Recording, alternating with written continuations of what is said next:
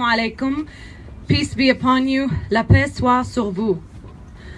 Honor in the face of corruption. Sacrifice in the face of tyranny. Dignity in the face of exploitation. Justice in the face of persecution. Freedom in the face of oppression.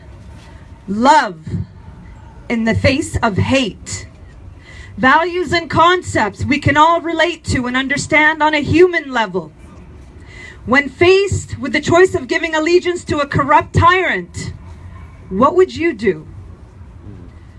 When faced with the knowledge that this allegiance would wipe all traces of what is good in this world, what should you do?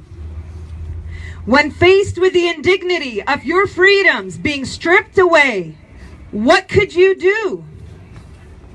When faced with the stark reality that others can so easily be turned against you with the lures of worldly pleasures, what would you do?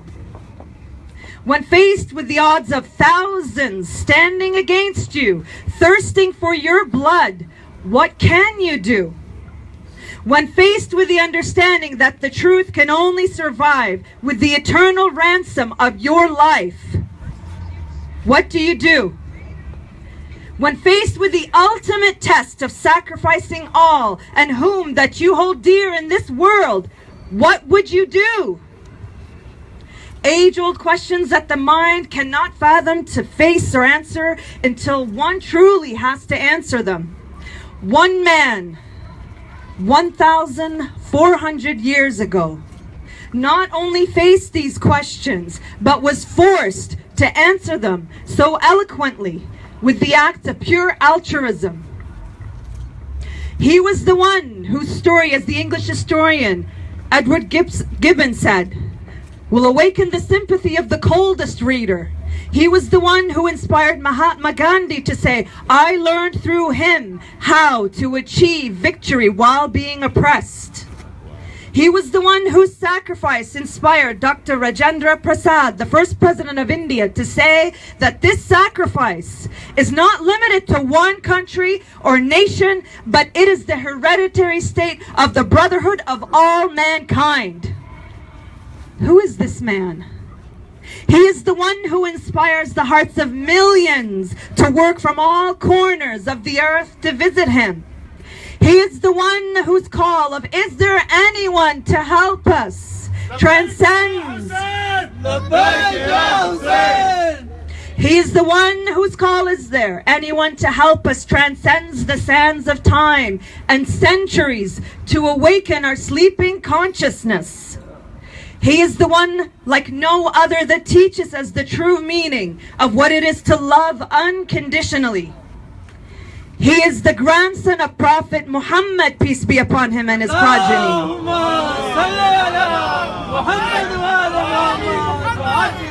He is the son of his daughter Fatima and the gate to the city of knowledge, Ali.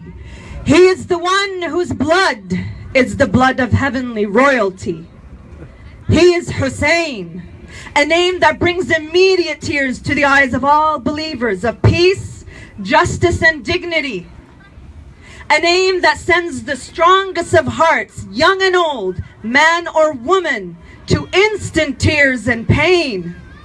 A name that renders the most coldest of hearts to a fire that keeps burning in our chests. A name that is understood in all languages as the language of kindness, generosity, justice, and love.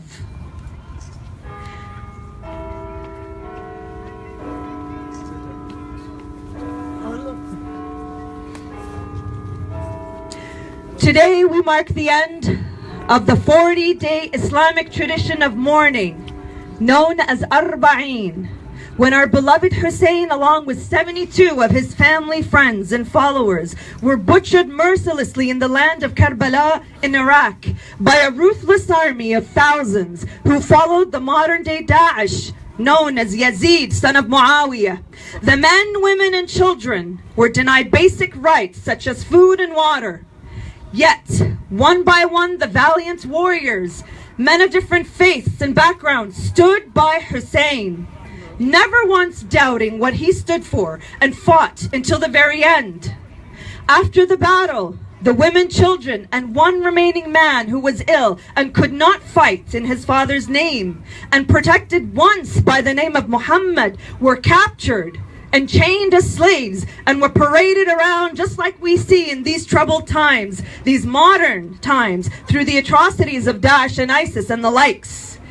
We wear the color of black in mourning, as you see around you today, of honoring those who have passed on.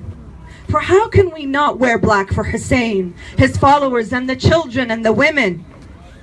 Were it not for the strong stance of these women, and one in particular, Zainab, the sister of Hussein, Islam, and any stance for human rights as we know it today would have been wiped out.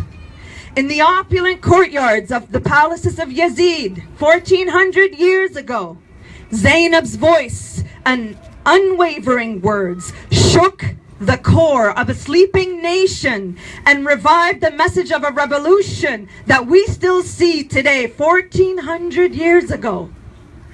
A woman, a Muslim woman, did this.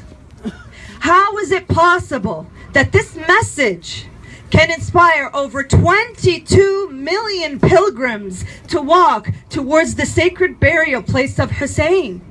How is it that we see the generosity of strangers offering their homes, their food, and their services for free to all of those who come to visit Hussein? How is it that despite the dangers of terrorism and attacks and murder, they march on, not caring, just wanting to go see Hussein? How is that possible? This is because of love. There is no purer love than this walk towards this man. People of all faiths, creed, and backgrounds march in the name of love towards Hussein, yearning for the spiritual purification of their hearts in union and solidarity with him. And this is why today we walked all over downtown Ottawa in this procession, in the symbolic march of love, renewing our allegiance. This is why we say Labbaika ya Hussein, renewing our allegiance to what Hussein stood for, renewing our pledge for human rights, equality, and the right to live as free men, renewing, pledging, reviving what he stood for. What did he stand for?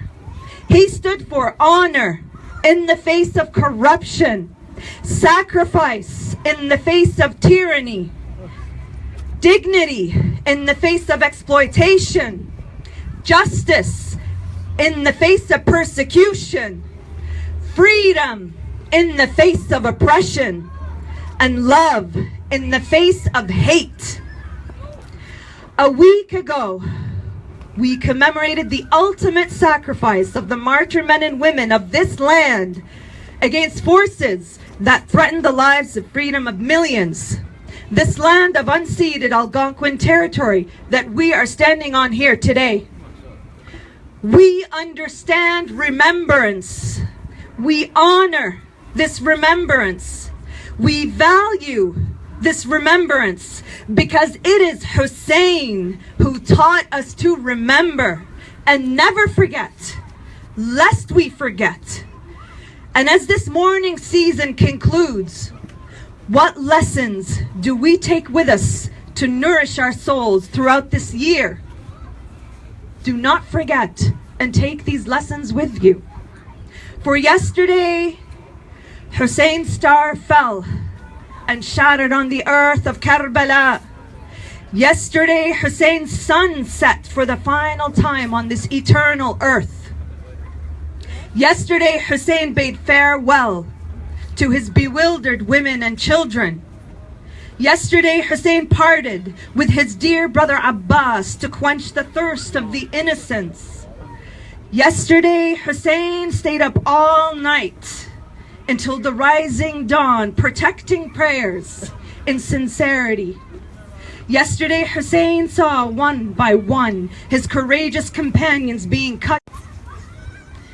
Yesterday, Hussein knew what Ashura, the 10th day of the Islamic month of Muharram, he knew it was yesterday, where the scorching heat baked the land, where the flowing water of the Euphrates was forbidden, where the cries of the women and the children moved not the enemy, where the Creator's angels grieved the leader of the youth of paradise, where Muhammad knew his beloved grandson would be martyred, where justice and truth met corruption and evil, where the doomed land of Karbala gave rise to Islam and the truth, the land where heaven and earth were joined through the blood of Hussein, where Karbala inspired poets and writers of all backgrounds to shed tears and write the story of the tragedy to all of mankind.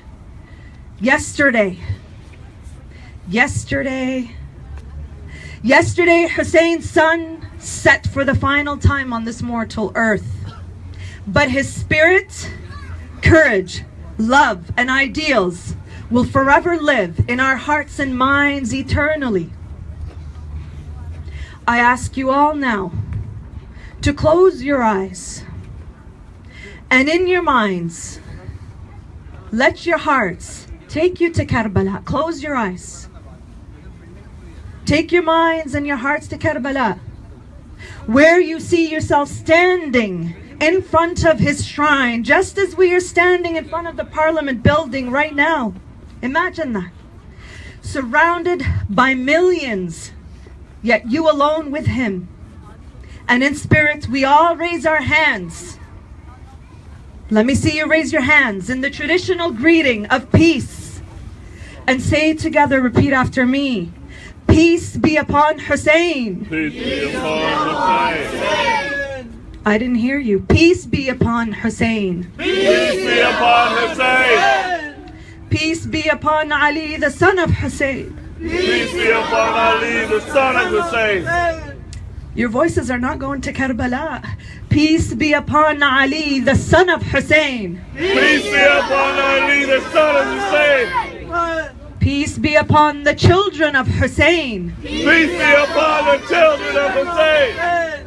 Peace be upon the friends of Hussein. Peace be upon the friends of Hussein. Peace and blessings be with you all. And thank you for attending. May we all gather in peace and love under the dome of Hussein next year, God willing, inshallah. This concludes our procession today. And kindly make your way back to the buses that are here. Labbaika ya Hussein, we pledge you our allegiance. Assalamu alaikum, peace be with you.